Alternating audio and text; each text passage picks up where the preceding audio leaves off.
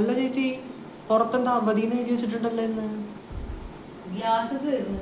ചായ ഉണ്ടാക്കാനായിട്ട് ഗ്യാസ് ഒന്നുമില്ല. ഗ്യാസ് തീർന്നാ?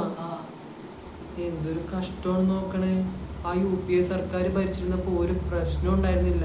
ഗ്യാസിനാണെങ്കിൽ 500 രൂപ ഉണ്ടായിരുന്നുള്ളൂ, പെട്രോളിനാണെങ്കിൽ 50 രൂപ ഉണ്ടായിരുന്നുള്ളൂ. എന്നിട്ട് അതിനെതിരെ സമരം ചെയ്തവരാണ് ഇവര്. കാളവണ്ടി സമരം.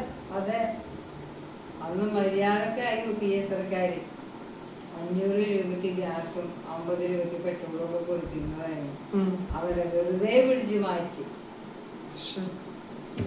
ആ കാളവണ്ടി സമരം ചെയ്തോണ്ടിരുന്നത് ആരാണെന്ന് അറിയാലോ. അതറിയാലോ, കവലപ്രസംഗം നടത്തിക്കൊണ്ടിരിക്കുന്ന ശോഭാ സുരേന്ദ്രൻ, സുരേന്ദ്രൻ.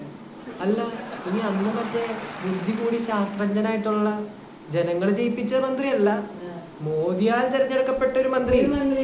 ഇനി അയാള് പറഞ്ഞ പോലെ അന്താരാഷ്ട്ര വിപണിയിൽ കുറച്ച് കുറഞ്ഞപ്പോ ഇനി ഇവിടെ കൂടിയാ, അങ്ങനെ എന്തെങ്കിലും ആണോ ഉണ്ടായത്? ബുദ്ധി കൂടിയ ആളുകളാണല്ലോ ഇപ്പൊ BJP ഭരിക്കണത്. കൂടുതൽ ഇങ്ങനെ വിദ്യാഭ്യാസം കൂടി കൂടി കൂടി കൂടി ബുദ്ധി കൂടി ശാസ്ത്രജ്ഞൻ. അങ്ങനെ ഇപ്പൊ എന്തായി? പെട്രോള് ഇനിയിപ്പോ പെട്രോളും ഇല്ലാണ്ടാവും കുറച്ചു കാലം കഴിയുമ്പോ. പെട്രോളും ഇല്ലാണ്ടാവും. ഗ്യാസ് ഇപ്പൊ ഇല്ല. ഇനിയിപ്പോ 5000 രൂപ കൊടുക്കാന്ന് പറഞ്ഞാലും ഇല്ല, ബുക്കിംഗ് പോലും എടുക്കുന്നില്ല ഇപ്പൊ. ചായ കുടിക്കാൻ പോലും പറ്റാത്ത അവസ്ഥയായിരുന്നു. എന്തായിരുന്നു നോക്ക്, എന്തായിരുന്നു പറഞ്ഞുകൂടാ. ശോഭാ സുരേന്ദ്രനെ കാണാനില്ല. അതും സമരം ചെയ്യാനായിട്ട് സമരം ചെയ്യാൻ പോയിരിക്കുകയാണ്. UPA സർക്കാരാണ് ഭരിച്ചിരുന്നെങ്കിലേ ഇപ്പൊ കാളവണ്ടീനും മുട്ടിയിട്ട് നടക്കാൻ പറ്റൂലായിരുന്നു. അതെ, നമ്മള് പാലക്കാടത്തെ കാര്യമല്ലേ അന്ന് പറഞ്ഞത്? അതെ, സ്ഥാനാർത്ഥികളുടെ. തൃശ്ശൂര് ആരാണ് നിൽക്കുന്നത്?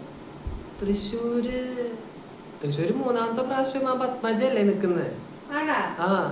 പക്ഷെ ഇപ്രാവശ്യം ചിഹ്നം മാറിയിട്ടുണ്ട്. താമര. ഞാൻ ആ കാര്യം പറഞ്ഞു. അല്ല, നന്നായി. ഹാട്രിക്ക് തോൽവി ഉണ്ടാവില്ലല്ലോ. ഹാട്രിക്ക് തോൽവി അല്ല, അതെന്താണ് തോക്കാനായിട്ട് കാരണം ഇങ്ങനെ 3 പ്രാവശ്യം നോക്കുക? അതെന്താണെന്ന് അറിഞ്ഞില്ലേ? കഴിഞ്ഞ പ്രാവശ്യം പ്രിയങ്ക ഗാന്ധി റോഡ് ഷോ നടത്തിയില്ല. റോഡ് ഷോ നടത്താനിരുന്നതായിരുന്നു പ്രിയങ്ക ഗാന്ധിയുടെ കൂടെ. അത് ശരി. പ്രിയങ്ക ഗാന്ധി അതിന് വന്നില്ല, അതുകൊണ്ട് തോറ്റു. അപ്പൊ അവനവന്റെ കഴിവ് കൊണ്ടും പ്രവർത്തനം കൊണ്ടും അല്ലേ ഒരു സ്ഥാനാർത്ഥി ജയിക്കേണ്ടത്? പ്രിയങ്ക ഗാന്ധി വന്ന് ജയിപ്പിക്കണോ?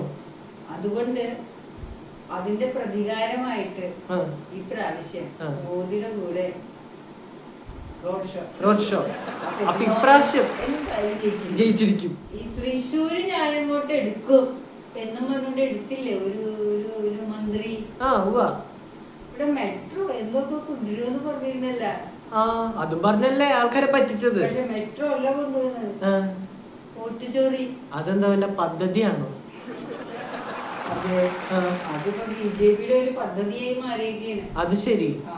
ഹരിയാനയില് നടപ്പാക്കി, മഹാരാഷ്ട്രയില് നടപ്പാക്കി, ഡൽഹിയില് നടപ്പാക്കി, ഗുജറാത്തില് നടപ്പാക്കി, ഇപ്പൊ ഇവിടെ ഒരു സ്ഥലത്ത് നടപ്പാക്കി, തൃശ്ശൂര്. ആ പേര് കേൾക്കുന്നില്ല. പക്ഷെ ഒരു കാര്യം, ആ നടപ്പാക്കിയത് ഇപ്പൊ വെള്ളത്തില് വരച്ച വര പോലെ ആകുമെന്നാണ് തോന്നണ. അതെന്ത് പറ്റി? അതറിഞ്ഞില്ലേ? ഇല്ല. എതിർ സ്ഥാനാർത്ഥി ആരോ കേസ് കൊടുത്തിട്ടുണ്ട്.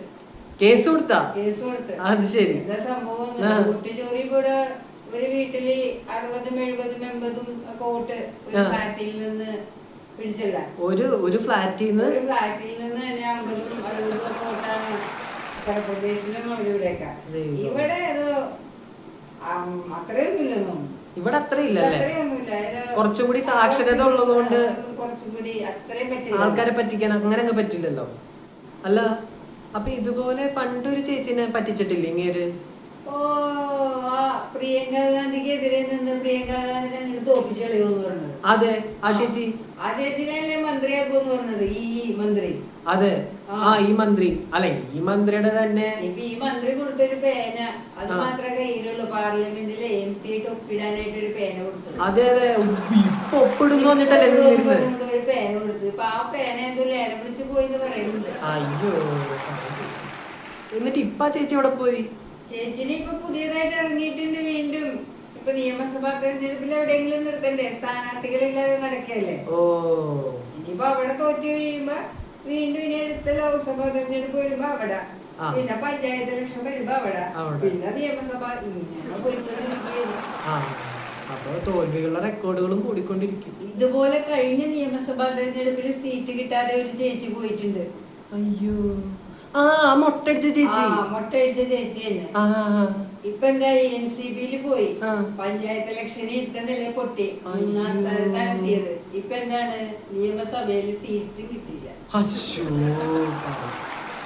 ഇപ്പൊ എന്തോ പപ്പടം ഒന്നാട്ടൊക്കെ വിറ്റ് നടക്കണ്ടെന്ന് പറഞ്ഞു. അപ്പൊ തൃശ്ശൂർ എന്തായാലും ഇപ്രാവശ്യം ഹാട്രിക് തോൽവി ഇല്ലാണ്ട് കോൺഗ്രസിന്റെ നാണക്കേട് ഒഴിവായി കിട്ടി. അതെ, തോൽവി അപ്പുറത്തോട്ടാക്കി കിട്ടി. അപ്പുറത്തോട്ടാക്കി. പക്ഷെ റോഡ് ഷോ നടത്തിയാ ജയിക്കുന്നല്ലേ പറയുന്നത്? പ്രിയങ്ക ഗാന്ധി കൂടെ റോഡ് ഷോ നടത്താഞ്ഞത് കൊണ്ടാണ് തോറ്റത്. അതിന് കോൺഗ്രസിനോടുള്ള പ്രതികാര നടപടിയാണ് നരേന്ദ്രമോദിയുടെ കൂടെ റോഡ് ഷോ നടത്തിയത്. അപ്പൊ തൃശ്ശൂരത്തെ MLA പത്മജ വേണുഗോപാല് തന്നെ വാശിയോടെയുള്ള മത്സരമാണ് ഇപ്രാവശ്യം. ജഗതിയുടെ കാവിലെ പാട്ട് മത്സരം പോലെ അവിടെ മതി. എന്നാ പിന്നെ ഞാൻ വേറെ എവിടെയെങ്കിലും ചായ കിട്ടുമെന്ന് നോക്കട്ടെ. ശരി അപ്പൊ.